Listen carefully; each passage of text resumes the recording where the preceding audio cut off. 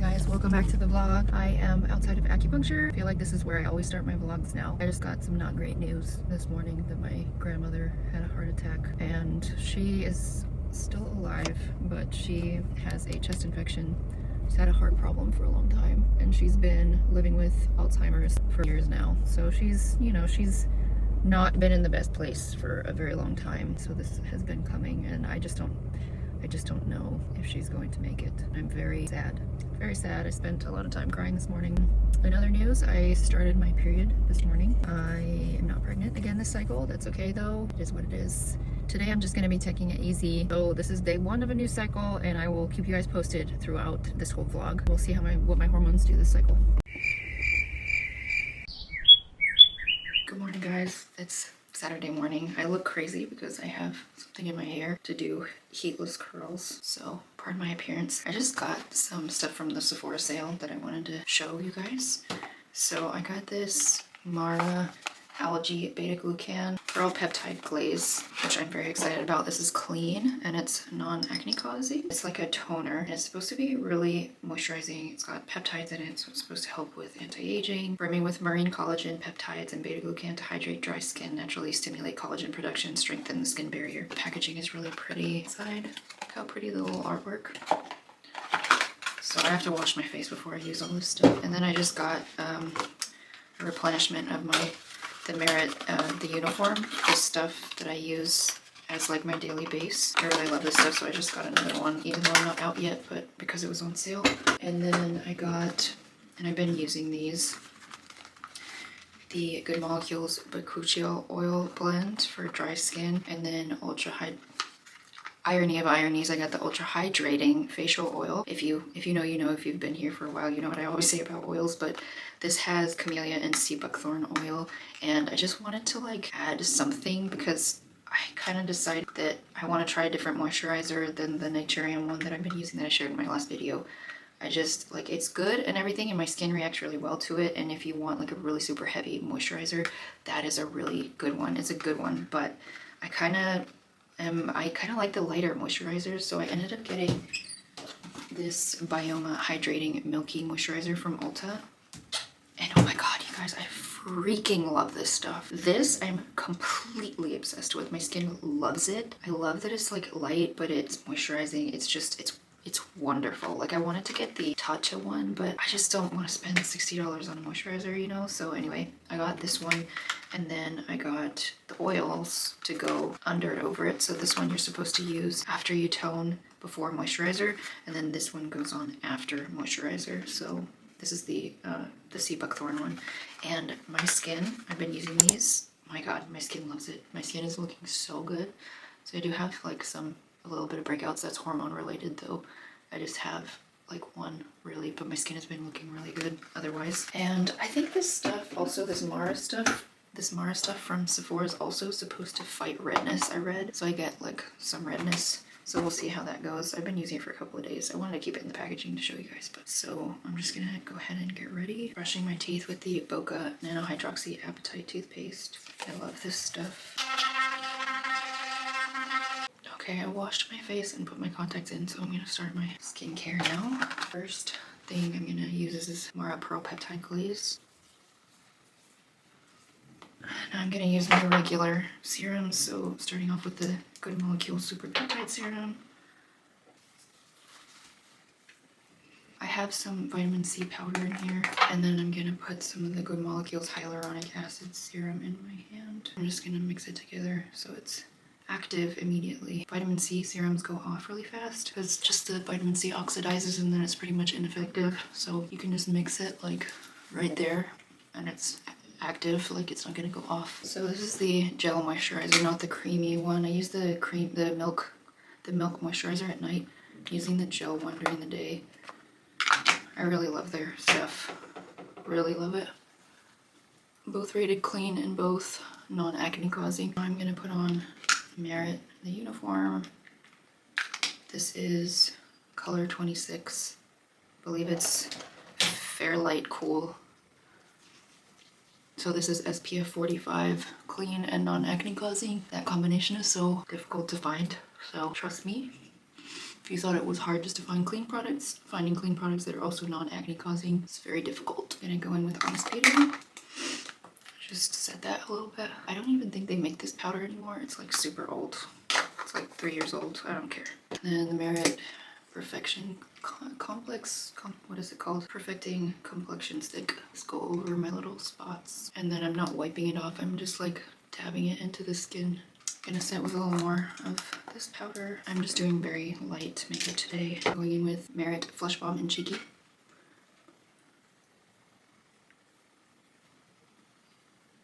Now Kosas Airbrow. I think this is medium brown. This is my favorite eyebrow product. I'm gonna go back in with the Merit Flush Balm and Cheeky, and I'm just gonna put this on my eyelids a little bit too.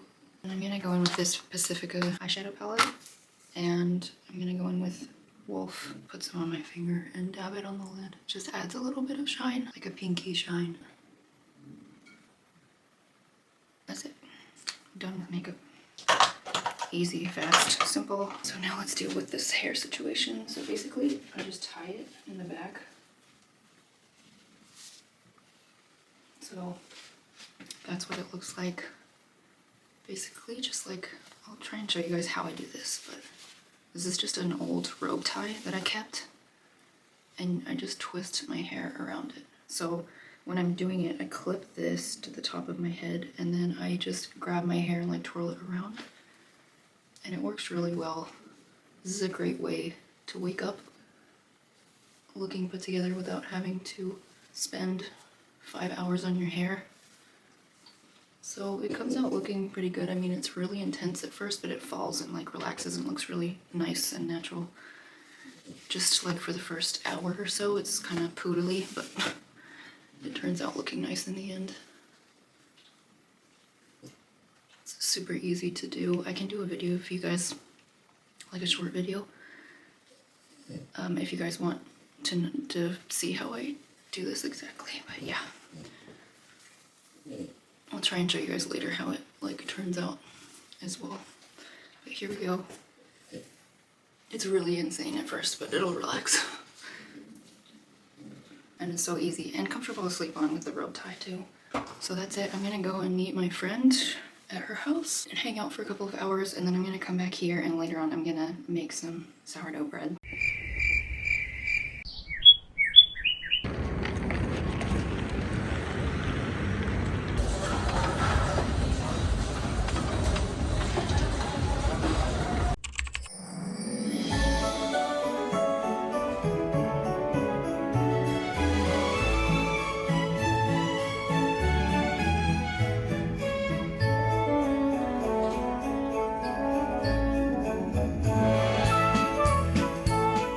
I'm dying right now because I looked so good like 5 minutes ago. I had my makeup done, I had my hair down and curled, and I took it all off, put my pajamas on, and look like this now, and now I'm vlogging. But you know what? That is what it is. This is real. We're real here. I've been testing my hormones this cycle, actually just like for the past couple of days, and I am surging right now, and I am ovulating, and it's only cycle day 8. So unfortunately, that thing like last cycle where I ovulated on cycle day 15 was not a lasting thing. I am ovulating really early, but you know, it is what it is. I'm not going to be testing a whole lot this cycle because we're not trying. My husband's out of town, so I don't want to waste the Mira wands, but I just wanted to kind of see what my body was doing.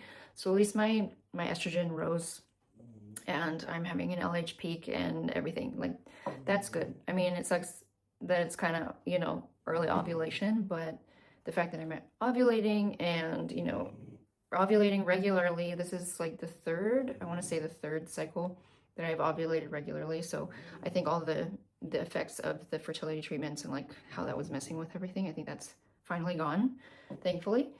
So that's a relief. That's a good update for you guys. And let's see, I went to World Market yesterday, and I always love to go around Christmas time because they have the cutest stuff. So I'm gonna do a little roundup of everything that I got, and I'm gonna show you.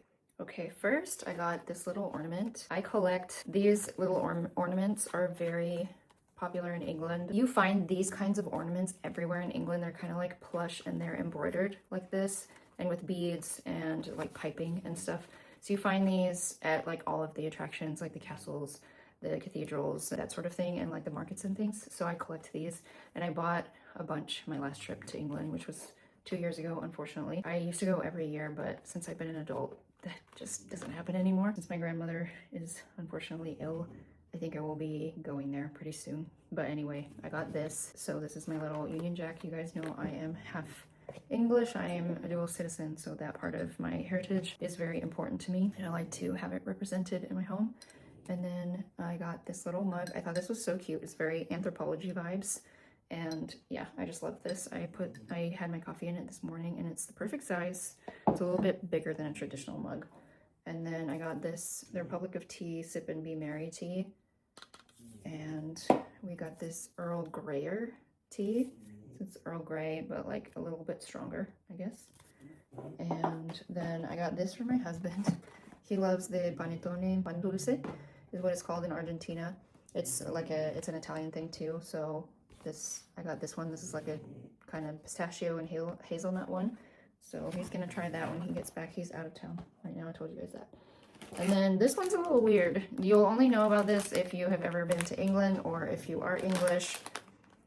This is not in my diet, but this was my childhood favorite snack ever. They're Twiglets. They're like little wheat things, and they're covered in like not nutritional yeast, in yeast essentially. The ingredients are not good, but they're not, you know, they're not horrible. But I just like, I haven't had them in probably 10 years, and I love these things so much.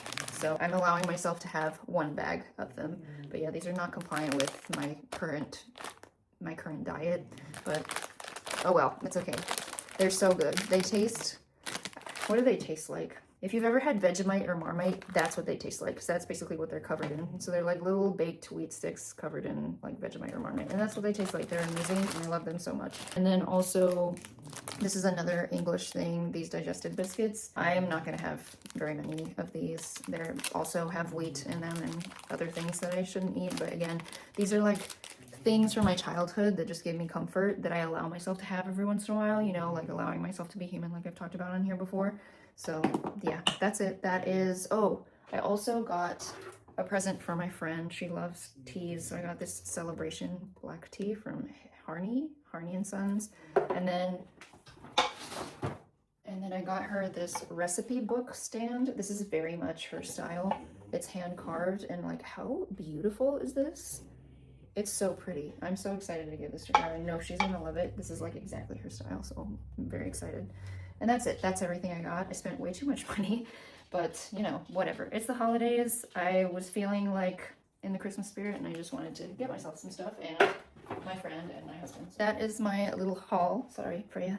I'm gonna go ahead and have dinner. I'm just heating up leftovers from last night. I made a burrito bowl. When I make bone broth, I put a whole raw chicken in there. When it's done, I remove the meat and shred it, and then use it in burrito bowls or sometimes soups.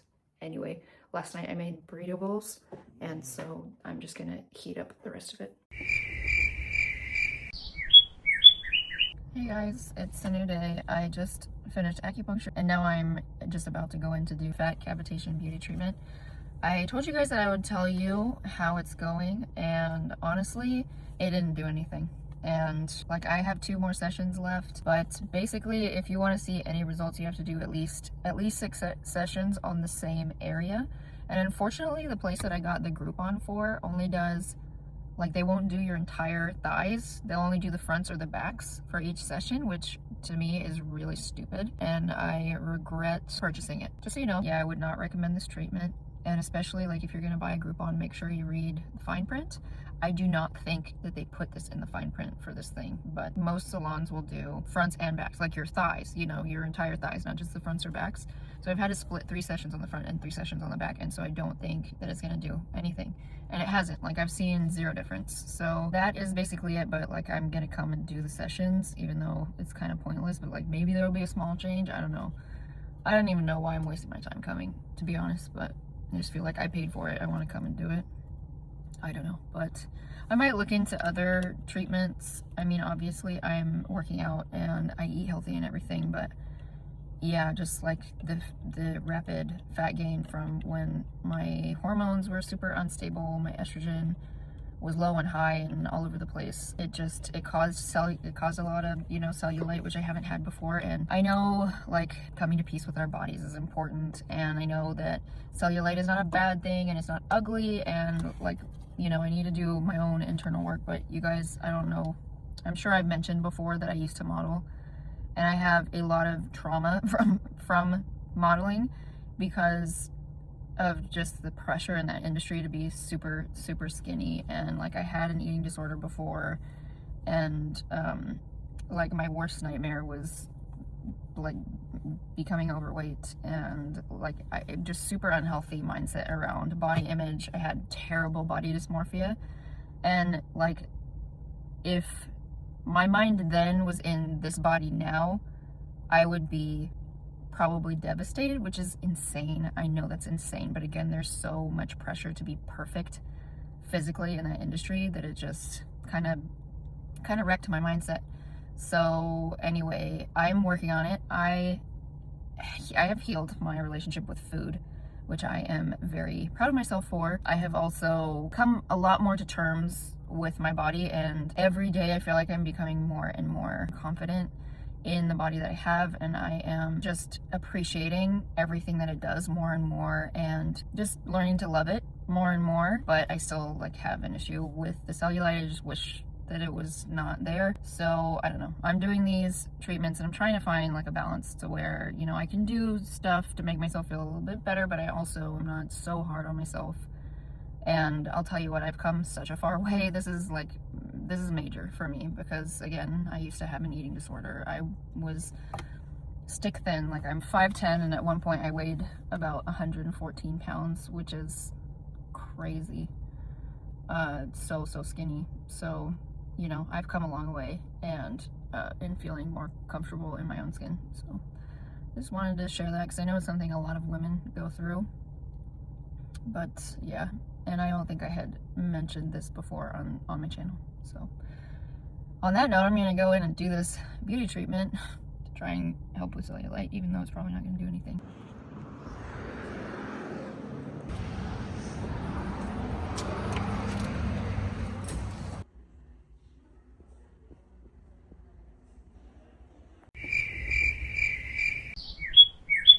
It's been a while since I filmed. My grandmother recently passed away last weekend. I have not been filming, really. I've just been allowing myself some time off to grieve.